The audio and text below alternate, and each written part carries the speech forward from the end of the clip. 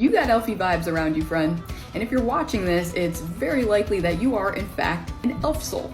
That means that your very first original incarnation was that of an elf, or that just your dominant amount of incarnations were as elves.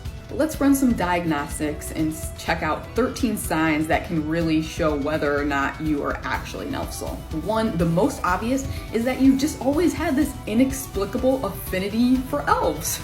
Like me, for example, when I'm playing video games, if there's an option to play an elf, I will usually take it, unless there's an option to play as like a reptilian dragon kind of character, because I'm also a dragon soul. You may have just always had a thing for like Orlando Bloom in Lord of the Rings, but like only in Lord of the Rings in that role of Legolas. Number two, just like all starseeds, otherkin, you may just feel like out of place with humanity and have a hard time assimilating to a society. Going off of that, 3, humanity may strike you as barbaric.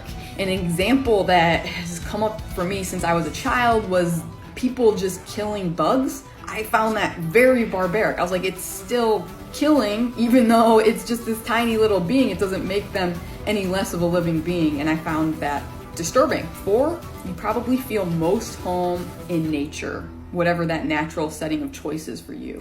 5, you got mutual love with animals and plants and just, things of the natural world. Maybe you find that you can even like talk to animals and engage in animal communication.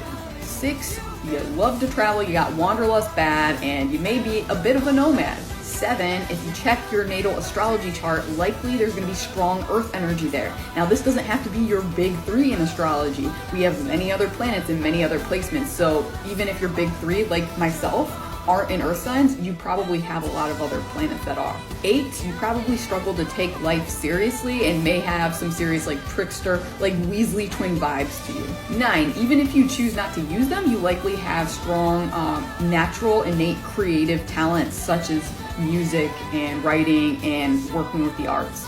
10, you're likely highly intelligent. Going off of that, 11, you likely can get manic about researching topics very deeply and learning everything there is to know. 12, you've probably always been drawn to high fantasy, epic fantasy, like in your fiction, or just beings like dragons and fairies and the like. And 13, because there's no such thing as coincidences, if you are watching this, so do you feel like you're an elf soul?